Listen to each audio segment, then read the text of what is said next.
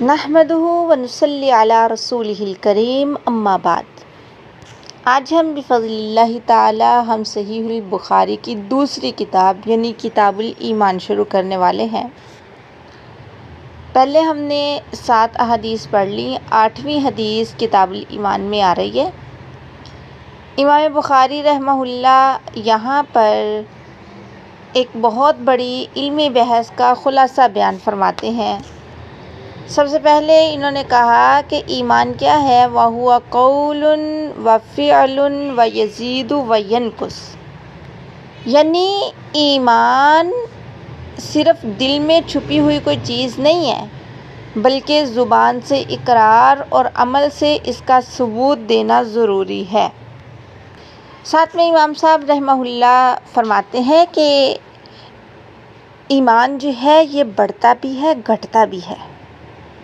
بہت ساری انہوں نے قرآن کی آیات بطور دلیل پیش کی جن سے یہ ثابت کیا کہ نیک اعمال سے ایمان میں اضافہ ہوتا ہے اور غفلت سے اس میں کمی آتی ہے۔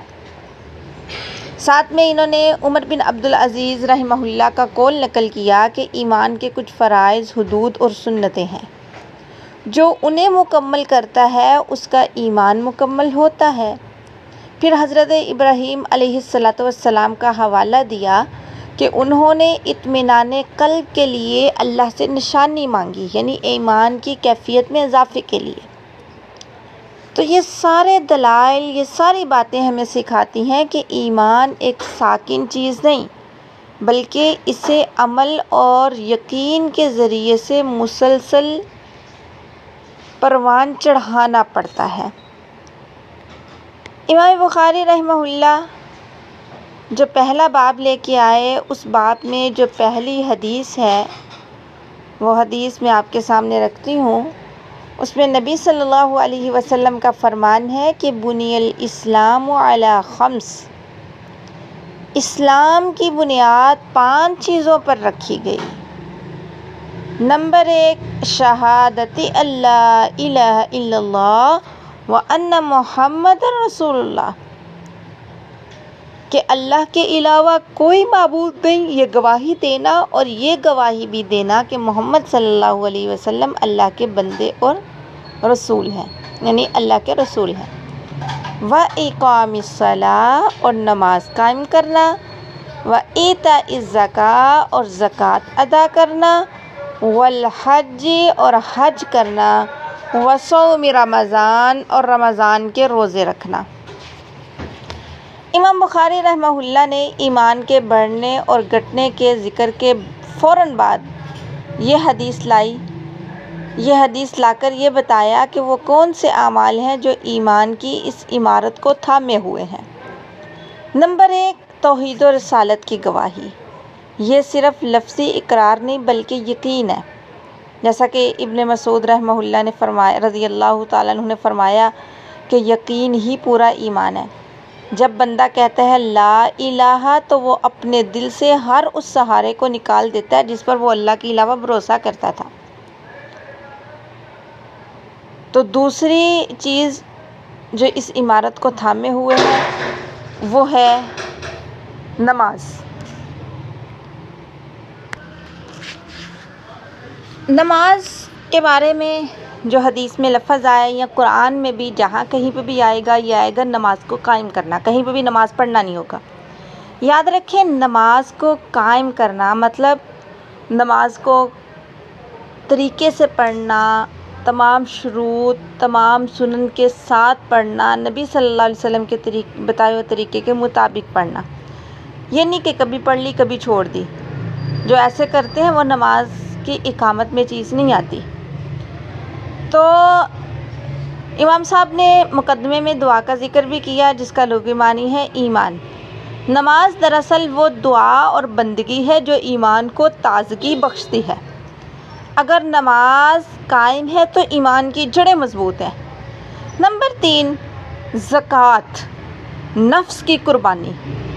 ایمان صرف دعوے کا نام نہیں بلکہ اللہ کی خاطر اپنا پیارا مال خرچ کرنے کا نام ہے۔ یہ عمل ثابت کرتا ہے کہ بندہ اللہ کے حکم کو اپنی خواہش پر مقدم رکھتا ہے۔ نمبر 4 حج، نمبر 5 روزہ۔ حج اللہ کی طرف ہجرت ہے اور روزہ نفس کی سرکشی کو توڑتا ہے۔ یہ دونوں اعمال بندے کے ایمان کو جلا بخشتے ہیں اور اسے اللہ کے رنگ میں رنگ دیتے ہیں۔ آج کا جو سبق ہم نے پڑھا اس میں ایک پیغام ہے کہ ایمان کوئی ایسی چیز نہیں جسے ہم حاصل کر کے بیٹھ جائیں۔ یہ ایک سفر ہے، یہ ایک راستہ ہے جس پر مسلسل چلنا ہے۔ اپنے ایمان کو اعمال صالحہ کے ذریعے زیادتی کی طرف لے کر جانا ہے، نہ کہ غفلت کے ذریعے نقصان کی طرف۔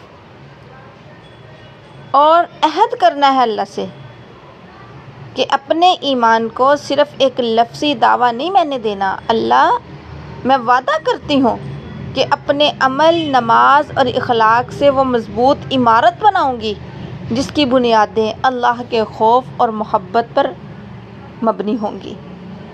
اللہ تعالیٰ ہمیں عمل کرنے کی توفیق عطا فرمائے۔ نحمدہ ونصلی علی رسولہ الکریم، اما بعد۔ آج ہم بفضل اللہ تعالیٰ حدیث نمبر 9 پڑھیں گے۔ امام صاحب نے جو باب باندھا ہے وہ ہے باب امور الایمان، اور اس میں ایک قرآن کی آیت لے کر آئے جس میں مختلف نیکی کے کاموں کا ذکر ہے۔ ربط اس میں یہ ہے کہ پچھلے سبق میں ہم نے پڑھا تھا کہ ایمان کے 5 ستون ہیں۔ اب اس آیت کے ذریعے امام صاحب یہ سمجھا رہے ہیں کہ ایمان صرف ان 5 ستونوں تک محدود نہیں بلکہ نیکی کے تمام کام ایمان ہی کے امور ہیں۔ اس آیت میں اللہ تعالیٰ نے ایمان کو 3 حصوں میں بانٹ دیا: عقیدہ، نمبر 2 معاملات اور ہمدردی، نمبر 3 اخلاق اور استقامت۔ عقیدے میں اللہ پر ایمان، قیامت، فرشتوں، کتابوں اور نبیوں پر ایمان ہے۔ معاملات اور ہمدردی میں مال سے محبت کے باوجود رشتہ داروں کو دینا، یتیموں کو دینا، مسکینوں پر خرچ کرنا۔ اخلاق اور استقامت میں عہد پورا کرنا، تنگی اور سختی میں صبر کرنا۔ گویا کہ امام صاحب یہ بتانا چاہتے ہیں کہ جو شخص سچا مومن اور متقی ہے اس کی زندگی میں یہ تمام رنگ موجود ہونے چاہیے۔ اس میں جو امام صاحب حدیث لے کر آئے اس میں ہے کہ نبی صلی اللہ علیہ وسلم نے فرمایا: الایمان بضع وستون شعبہ والحیاء شعبۃ من الایمان، کہ نبی صلی اللہ علیہ وسلم نے فرمایا ایمان کی جو شاخیں ہیں وہ 60 سے کچھ اوپر ہیں، اور اسی طرح حیا بھی ایمان کی شاخ ہے۔ رسول اللہ صلی اللہ علیہ وسلم نے ایمان کو ایک تناور درخت سے تشبیہ دی جس کی بہت سی شاخیں ہوتی ہیں۔ 60 سے زائد شاخوں کا مطلب یہ ہے کہ راستے سے تکلیف دہ چیز ہٹا دینے سے لے کر اللہ کی توحید کے اقرار تک زندگی کا ہر وہ عمل جو اللہ کی رضا کے لیے کیا جائے وہ ایمان کا حصہ ہے۔ ایک مومن کی کوئی بھی نیکی ایمان سے جدا نہیں ہے۔ اور پھر آپ نے فرمایا حیا بھی ایمان کا حصہ ہے۔ حضور نے تمام شاخوں میں سے خاص طور پہ حیا کا ذکر کیوں فرمایا؟ کیونکہ حیا وہ کیفیت ہے جو انسان کو اللہ کی نافرمانی سے روکتی ہے۔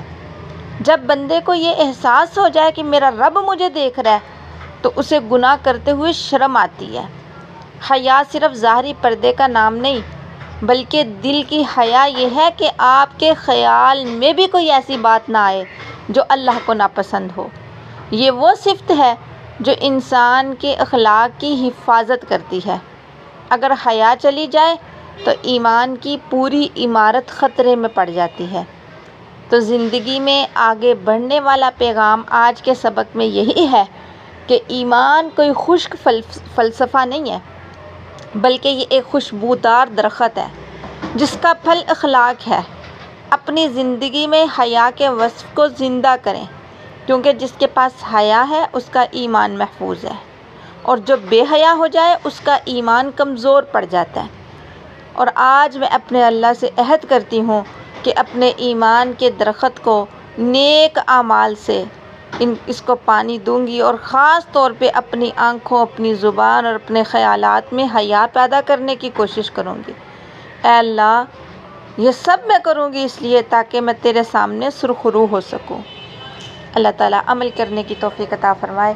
نحمدہ و نصلی علی رسولہ الکریم، اما بعد۔ الحمدللہ بفضل اللہ تعالیٰ آج کا جو ہمارا سبق ہے وہ بہت ہی بہترین ہے۔ امام صاحب نے باب قائم کیا کہ باب المسلم من سلم المسلمون من لسانہ و یدہ، کہ کامل مسلمان وہ ہے جس کی زبان اور ہاتھ سے دوسرے مسلمان محفوظ رہیں۔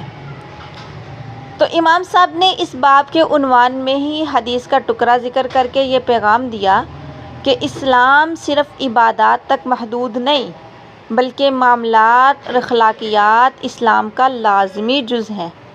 اگر کوئی شخص عبادت گزار تو ہے لیکن اس کا اخلاق درست نہیں تو اس کے اسلام میں کمی ہے۔ اس میں وہ جو حدیث لے کر آئے وہ ہے کہ المسلم من سلم المسلمون من لسانہ و یدہ والمہاجر من ہجر ما نہی اللہ عنہ، کہ نبی صلی اللہ علیہ وسلم کا فرمان کہ اصل مسلمان وہ ہے جس کی زبان اور ہاتھ سے دوسرے مسلمان محفوظ ہے، اور مہاجر اصل وہ ہے جو وہ چھوڑ دے جس سے اللہ نے منع کیا۔ یعنی المسلم کامل مسلمان، من سلم المسلمون کہ جس سے محفوظ رہے مسلمان، من لسانہ اس کی زبان سے، و یدہ اور اس کے ہاتھ سے، والمہاجر اور مہاجر، من ہجرا جو چھوڑ دے، ما نہی اللہ عنہ ان چیزوں کو جن سے اللہ نے منع کیا۔ اس حدیث میں رسول اللہ صلی اللہ علیہ وسلم نے مسلمان اور مہاجر کی ایک بہت ہی جامع اور گہری تعریف بیان کی۔ سب سے پہلے زبان کا ذکر ہے، ہاتھ سے پہلے من سلم المسلمون من لسانہ، کیونکہ زبان کا زخم ہاتھ کے زخم سے زیادہ گہرا اور درد دینے والا ہوتا ہے۔ زبان سے سلامتی، اس کا مطلب یہ ہے کہ مسلمان کی زبان سے کسی کی دل آزاری نہ ہو، نہ غیبت ہو، نہ چغل خوری ہو، نہ طنز ہو، نہ تلخ کلامی ہو۔ اور ہاتھ سے سلامتی، اس میں کسی پر ظلم کرنا، کسی کا حق مارنا یا کسی کو جسمانی تکلیف دینا شامل ہے۔ اللہ والے فرمایا کرتے تھے کہ حقوق العباد کی رعایت رکھنا ضروری ہے۔ جب تک انسان کا نفس قابو میں نہ آئے وہ اپنی زبان اور ہاتھ کو دوسروں کی تکلیف سے نہیں روک سکتا۔ اصل مجاہد یہ ہے کہ انسان اپنے غصے اور اپنی انا کو مٹائے تاکہ دوسرے اس سے سیکھ پائیں۔ اور ہجرت کا مطلب عام طور پہ ہم لوگ سمجھتے ہیں کہ ایک جگہ سے دوسری جگہ چلے جانا ہجرت ہے، لیکن حضور صلی اللہ علیہ وسلم نے اس کی روح بیان فرمایا اصل مہاجر وہ ہے جو برائی کو چھوڑ کر نیکی کی طرف، اللہ کی نافرمانی کو چھوڑ کر اس کی اطاعت کی طرف ہجرت کر جائے۔ یہ باطنی ہجرت ہر وقت اور ہر جگہ ممکن ہے۔ آج کے ہمارے سبق میں پیغام کیا ہے؟ پیغام یہ ہے کہ یاد رکھیں اللہ اپنے حقوق تو معاف کر سکتا ہے، لیکن بندوں کے حقوق تب تک معاف نہیں کریں گے جب تک بندہ معاف نہ کرے۔ آپ کی عبادات کا نور تبھی چہرے پر نظر آئے گا جب آپ کے وجود سے دوسروں کو راحت ملے گی، تکلیف نہیں۔ اور میں آج اپنے رب سے، اپنے مالک سے، اپنے خالق سے وعدہ کرتی ہوں کہ آج سے اپنی زبان پر اللہ پہرا بٹھاؤں گی۔ میں کسی کی غیبت نہیں کروں گی، کسی پر طنز نہیں کروں گی، اور اپنی ہر اس عادت کو چھوڑ دوں گی جو تجھے ناپسند ہے، تاکہ میں تیری نظر میں ایک سچی مہاجر اور کامل مسلمان بن سکوں۔ اللہ تعالیٰ سے دعا ہے وہ ہمیں ہمت اور توفیق دے۔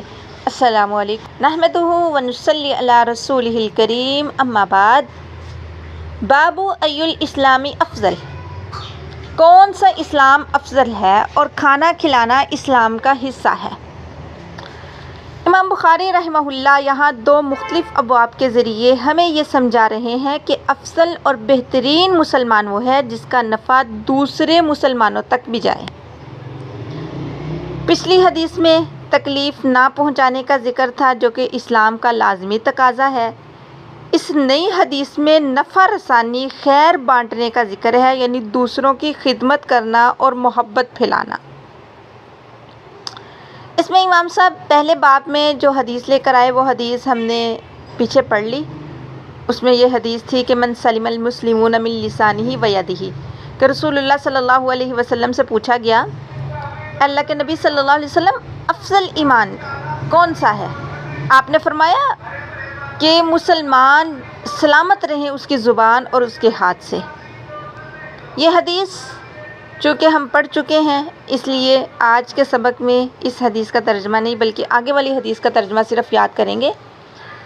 آگے والی حدیث یہ ہے کہ ان رجلا سأل النبی صلی اللہ علیہ وسلم، ایک آدمی نے نبی صلی اللہ علیہ وسلم سے پوچھا، ای الاسلام خیر، کہ اللہ کے نبی صلی اللہ علیہ وسلم کون سا اسلام بہتر ہے؟ آپ نے فرمایا تطعم الطعام، تم کھانا کھلاؤ، وتقرؤ السلام، سلام کرو، علی من عرفت، جسے تم پہچانتے ہو اور جسے تم نہیں پہچانتے۔ اس حدیث میں رسول اللہ صلی اللہ علیہ وسلم نے معاشرے میں محبت اور ہمدردی پیدا کرنے کے 2 بڑے نسخے بتا دیے۔ نمبر 1، کھانا کھلانا۔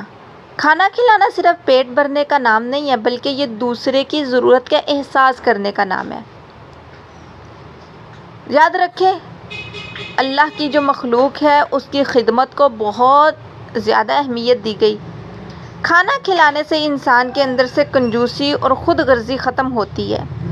یہ عمل دل کو نرم کرتا ہے اور بندے کو اللہ کے قریب کرتا ہے، کیونکہ مخلوق اللہ کا کنبہ ہے۔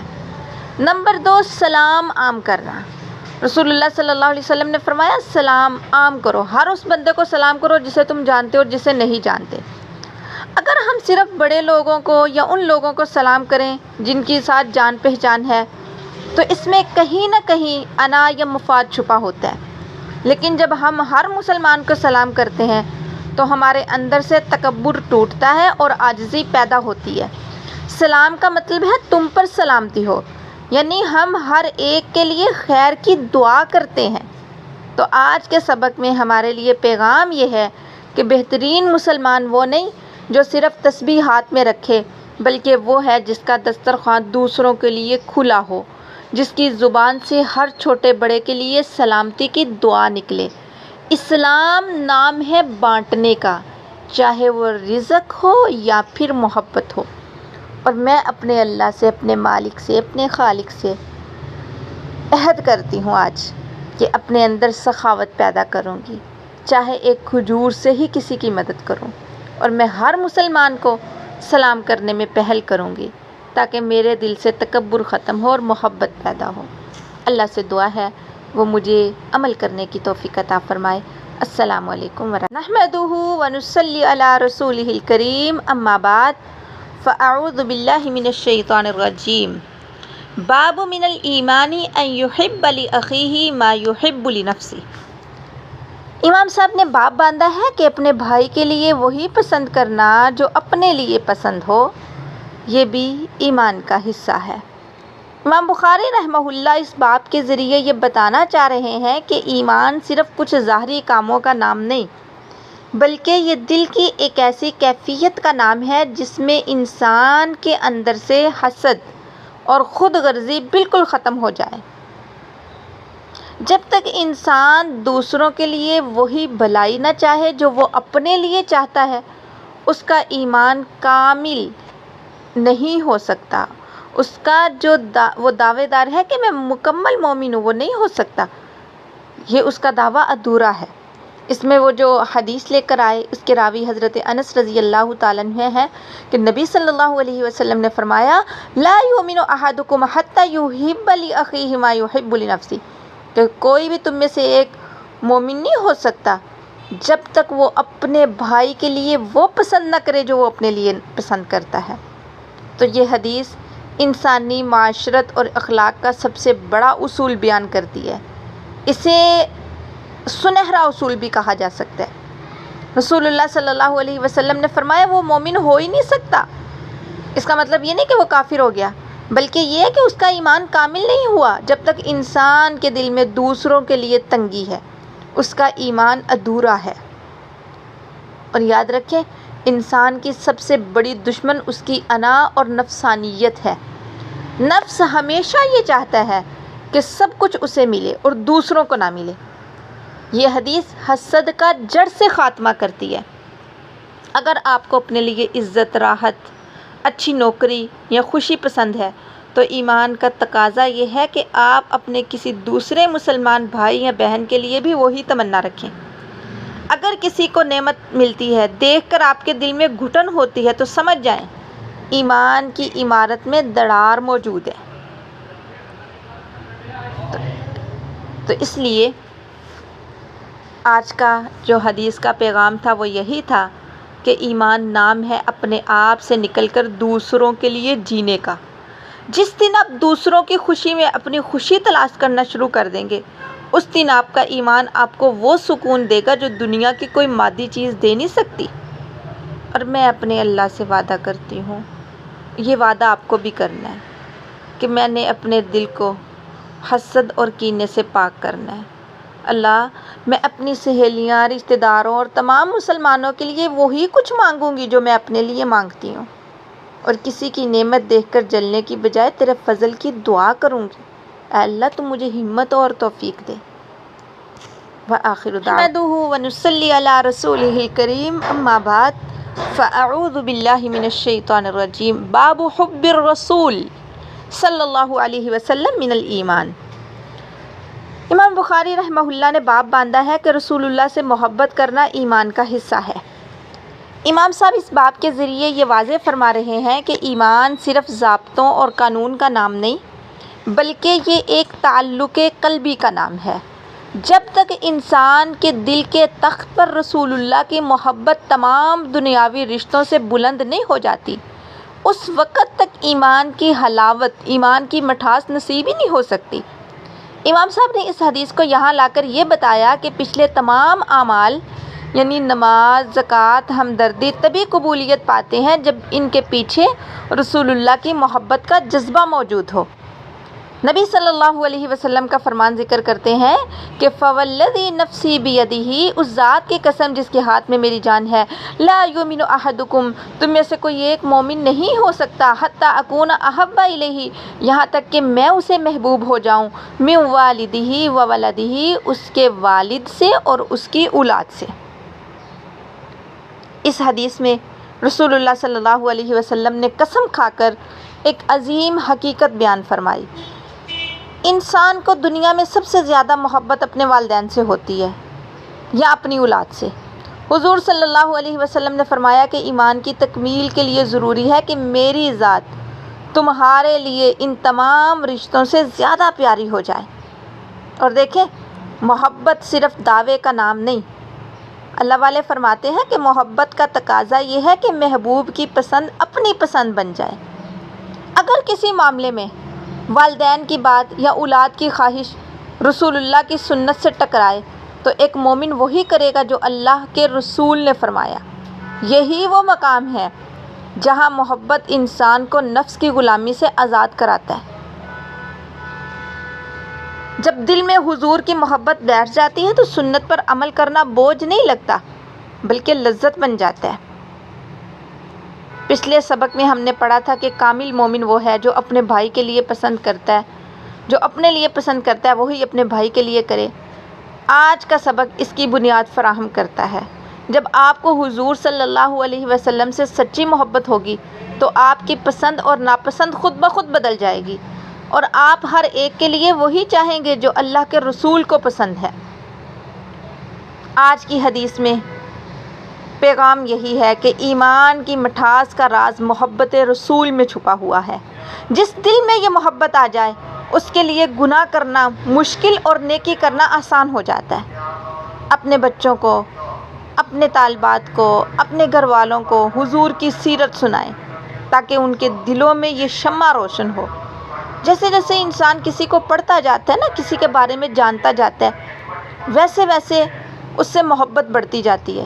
اس لیے نبی صلی اللہ علیہ وسلم کی سیرت کو خود بھی پڑھیں اور اپنوں کو بھی پڑھائیں، اپنوں کو بھی سنائیں تاکہ رسول اللہ صلی اللہ علیہ وسلم سے محبت بڑھے اور اتنی ہو جائے کہ آپ کا پیغام آنے کے بعد، آپ کی حدیث آنے کے بعد ہم اپنے نفس کو ٹھکرا دیں، اپنے نفس کی ماننا چھوڑ دیں۔ تو آج اللہ میں آپ سے عہد کرتی ہوں کہ میں اپنی زندگی کے ہر چھوٹے بڑے معاملے میں تیرے حبیب کی پسند کو اپنی پسند پر مقدم رکھوں گی۔ میں حضور کی سنتوں کو جاننے اور ان پر عمل کرنے کی کوشش کروں گی تاکہ میرا دعوی محبت سچا ہو سکے۔ اللہ مجھے توفیق دے۔ نحمدہ ونصلی علی رسولہ الکریم، اما بعد، فاعوذ باللہ من الشیطان الرجیم، بسم اللہ الرحمن الرحیم۔ باب حب الرسول صلی اللہ علیہ وسلم من الایمان۔ اچھا، اس میں امام صاحب جو حدیث لے کر آئے ہیں وہ حدیث ہم نے پیچھے پڑھ لی، بس تھوڑا سا اضافہ ہے۔ وہ اضافہ یہ کہ پیچھے والی حدیث میں یہ تھا کہ میں اسے محبوب ہو جاؤں اس کے والد سے، یعنی اس کے والدین سے اور اس کی اولاد سے، اور اس حدیث میں والناس اجمعین کا اضافہ ہے کہ تمام لوگوں سے بھی، یعنی تمام لوگوں سے بھی میں عزیز ہو جاؤں، تب جا کے انسان کا جو دعوی محبت ہے رسول اللہ صلی اللہ علیہ وسلم کے ساتھ وہ پکا ہوتا ہے۔ تو آگے والی جو حدیث ہے اس میں وہ باب ہے باب حلاوت الایمان، یعنی ایمان کی حلاوت۔ اس میں جو حدیث لے کر آئے رسول اللہ صلی اللہ علیہ وسلم کی وہ یہ ہے کہ ثلاث من کن فیہ وجد حلاوت الایمان، کہ نبی صلی اللہ علیہ وسلم نے فرمایا 3 چیزیں جس میں ہوں اس نے ایمان کی مٹھاس کو پا لیا۔ ان یکون اللہ ورسولہ احب الیہ من سواہما، یعنی اللہ اور اس کا رسول ہر چیز سے اس کو زیادہ محبوب ہو۔ نمبر 2، وان یحب المرء لا یحبہ الا للہ، کہ وہ بندہ کسی سے محبت کرتا ہے اپنے لیے نہیں، صرف اللہ کے لیے محبت کرتا ہے۔ وان یکرہ ان یعود فی الکفر کما یکرہ ان یقذف فی النار، اور وہ ناپسند کرے کفر میں جانا ایسے جیسے وہ آگ میں ڈالا جانا ناپسند کرتا ہے۔ ایمان کی مٹھاس ایک باطنی کیفیت ہے جو زبان سے نہیں بلکہ دل سے محسوس ہوتی ہے۔ اس کے لیے آپ نے 3 شرائط بتا دیں۔ نمبر 1، محبت کی انتہا، یعنی اللہ اور اس کے رسول کی محبت ہر مادی اور روحانی رشتے پر غالب ہو۔ جب انسان اللہ کے حکم پر اپنی خواہش کو قربان کرتا ہے تو اسے خاص سکون ملتا ہے، یہی وہ مٹھاس ہے۔ نمبر 2، محبت کرنی ہے تو صرف اللہ کے لیے، ہماری دوستیاں، ہمارے تعلقات مفاد یا دنیاوی بنیادوں پر نہ ہوں بلکہ نیکی اور تقوی پر ہوں۔ کسی سے اس لیے محبت کرنی ہے کہ وہ اللہ کا نیک بندہ ہے۔ جب بھی کسی سے محبت کرنی ہے اللہ کے لیے کرنی ہے، تو یہ چیز بھی ایمان کو جلا بخشتی ہے۔ نمبر 3، کفر سے بیزاری، گناہ اور نافرمانی سے انسان کو ایسے ہی گھٹن اور نفرت ہو جیسے کہ اسے آگ میں گرنے سے ہوتی ہے۔ یاد رکھیں، جب دل مٹھاسے ایمان سے آشنا ہو جاتا ہے تو دنیا کی لذتیں جیسے گناہ، خواہشات کے پیچھے پڑنا، یہ سب پھیکی پڑ جاتی ہیں۔ جس طرح ایک بیمار کو میٹھی چیز بھی کڑوی لگتی ہے نا، اسی طرح گناہوں سے بیمار دل کو ایمان کی مٹھاس محسوس نہیں ہوتی۔ دل کی صفائی ہوگی تو یہ ذائقہ نصیب ہوگا۔ آج کی حدیث کا جو اہم پیغام تھا وہ یہ ہے، ایمان کوئی خشک بوجھ نہیں، یہ تو لذتوں کی انتہا ہے۔ اگر ہمیں عبادت میں لطف نہیں نہ آ رہا تو ہمیں اپنے دل کا علاج کرنا چاہیے اور ان 3 خصلتوں کو اپنے اندر پیدا کرنا ہے۔ نمبر 1، ہر چیز سے بڑھ کے اللہ اور اس کے رسول سے محبت۔ نمبر 2، کسی کے لیے محبت وہ بھی اللہ اور اس کے رسول کے لیے۔ نمبر 3، گناہ اور نافرمانی سے اتنی نفرت کہ جیسے انسان آگ میں پھینکے جانے کو ناپسند کرتا ہے۔ جب یہ مٹھاس ہمیں مل گئی، یقین جانے پھر دنیا کا کوئی غم ہمیں پریشان نہیں کر سکتا۔ اور آج کے سبق کے آخر میں میں اور آپ نے عہد کرنا ہے، میں وعدہ کرتی ہوں اللہ تیرے سے کہ اپنے دل کو تیری اور تیرے رسول کی محبت کا مرکز بناؤں گی۔ میں اپنے تعلقات کو خالص تیرے لیے کر لوں گی، گناہوں سے ایسے ہی نفرت کروں گی جیسے میں آگ میں جلنے سے ڈرتی ہوں۔ اللہ مجھے ہمت اور توفیق دے۔ نحمدہ ونصلی علی رسولہ الکریم، اما بعد، فاعوذ باللہ من الشیطان الرجیم، بسم اللہ الرحمن الرحیم۔ باب علامت الایمان حب الانصاری۔ امام بخاری رحمہ اللہ نے جو باب باندھا ہے اس کا ترجمہ ہے کہ انصار سے محبت ایمان کی علامت ہے۔ امام بخاری رحمہ اللہ نے پہلے حب انصار کا باب باندھا اور پھر بیعت کی طویل حدیث لائے۔ انصار وہ لوگ تھے جنہوں نے حضور کو اپنا سب کچھ دے کر پناہ دی اور دین کی مدد کی۔ ان سے محبت کرنا دراصل حضور سے محبت کا ثبوت ہے۔ بیعت والی حدیث یہ بتاتی ہے کہ ایمان صرف جذبات کا نام نہیں بلکہ یہ ایک عہد ہے کہ ہم گناہوں سے بچیں گے اور نیکی پر قائم رہیں گے۔ پہلی جو حدیث ہے وہ بہت آسان سی حدیث ہے، اس لیے آج کے سبق میں ہم 2 احادیث پڑھنے والے ہیں۔ اس میں ہے کہ نبی صلی اللہ علیہ وسلم نے فرمایا آیت الایمانی حب الانصار، ایمان کی نشانی انصار سے محبت کرنا ہے، و آیت النفاقی بغض الانصار، اور نفاق کی نشانی انصار سے بغض کرنا ہے، کینہ رکھنا ہے، دشمنی رکھنا ہے۔ دوسری جو حدیث ہے اس میں ہے کہ نبی صلی اللہ علیہ وسلم نے کہا جبکہ آپ کے آس پاس صحابہ کی جماعت موجود تھی، آپ نے کہا بایعونی بایعونی، مجھ سے بیعت کرو، یعنی عہد کرو کہ تم اللہ کے ساتھ کسی کو بھی شریک نہیں ٹھہراؤ گے، ولا تسرکوا، نہ تم چوری کرو گے، ولا تزنوا، نہ تم بدکاری کرو گے، ولا تقتلوا اولادکم، تم اپنی اولاد کو قتل بھی نہیں کرو گے، ولا تأتوا ببہتان، اور نہ ہی تم کوئی بہتان باندھو گے، ولا تعصوا فی معروف، اور نیکی کے کاموں میں نافرمانی بھی نہیں کرو گے۔ فمن وفی فاجرہ علی اللہ، تو جس نے یہ سارا کچھ پورا کیا تو اس کا اجر اللہ پر ہے۔ ومن اصاب من ذلک شیء، اور جس نے ان میں سے کچھ چھوڑ دیا، فعوقب فی الدنیا، اسے دنیا میں سزا دے دی گئی، فہو کفارۃ اللہ، تو اس کا کفارہ بن گیا۔ ومن اصاب من ذلک شیء، اور جو کوئی ان میں سے کوئی کام کر لے لیکن ثم سترہ اللہ، پھر اللہ اس کی پردہ پوشی کر دے، فہو الی اللہ، وہ بندہ اللہ کی سپرد ہے، اگر اللہ چاہے تو اس کو معاف کر دے، اگر چاہے تو اس کو سزا دے دے۔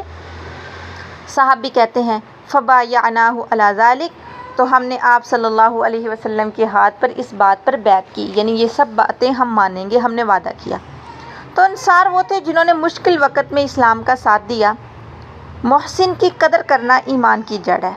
جس کے دل میں انصار کے لیے جگہ نہیں نا، اس کے دل میں حضور کی سچی محبت کیسے آ سکتی ہے؟ کسی سے اس کی دنیا داری کی وجہ سے محبت کرنا یہ جائز نہیں، لیکن دین داری کی وجہ سے محبت کرنا یہ للہیت کی دلیل ہے۔ حضور نے صحابہ سے جن باتوں پر عہد لیا وہ باتیں دراصل معاشرے کی بنیادیں ہیں، جیسے توحید ہو گئی، ہر باطنی اور ظاہری شرک سے پاک ہونا، عفت اور پاک دامنی یعنی چوری، زنا اور قتل جیسے بڑے گناہوں سے بچنا ہے، بہتان سے بچنا ہے، کسی پر جھوٹی تہمت لگانا، خاص طور پہ عورتوں کی عزت پر حملہ کرنا، یہ ایمان کی عمارت کو گرا دیتا ہے۔ اطاعت معروف یعنی نیکی کے ہر کام میں اللہ کے رسول اور اہل حق کی فرما برداری کرنا۔ حدیث کا آخری حصہ امید دلاتا ہے کہ اگر انسان سے غلطی ہو جائے تو وہ دنیا میں سزا پالے یا اللہ اس کے گناہ پر پردہ ڈال دے تو معاملہ اللہ کے سپرد ہے، اللہ غفور الرحیم ہے۔ لیکن اگر وہ معافی مانگ لیتا ہے تو اللہ اس کو معاف کر دیتے ہیں۔ آج کی حدیث میں ہمارے لیے یہی پیغام ہے کہ ایمان صرف ایک دعویٰ نہیں بلکہ یہ ایک پیکٹ ہے۔ اللہ اور اس کے رسول کے ساتھ اس میں وفاداری بھی ہے اور ساتھ ساتھ انصار سے محبت بھی ہے، پرہیزگاری بھی ہے۔ اپنی زندگی میں انصار جیسی تڑپ اور صحابہ جیسا عزم پیدا کرنا ہے۔ جو عہد ہم نے اللہ سے کیا اسے مرتے دم تک نبھانا ہے۔ اور میں بھی اللہ سے آج ایک وعدہ کرتی ہوں، اللہ میں تیرے دین کی مخلص خادموں اور صحابہ کرام سے محبت کروں گی، اور میں اپنی زندگی کو شرک، جھوٹ، بہتان اور ہر قسم کی نافرمانی سے پاک رکھوں گی تاکہ میں تیرے ساتھ کیے ہوئے عہد ایمان کو پورا کر سکوں۔ اے اللہ مجھے توفیق دے۔ السلام علیکم۔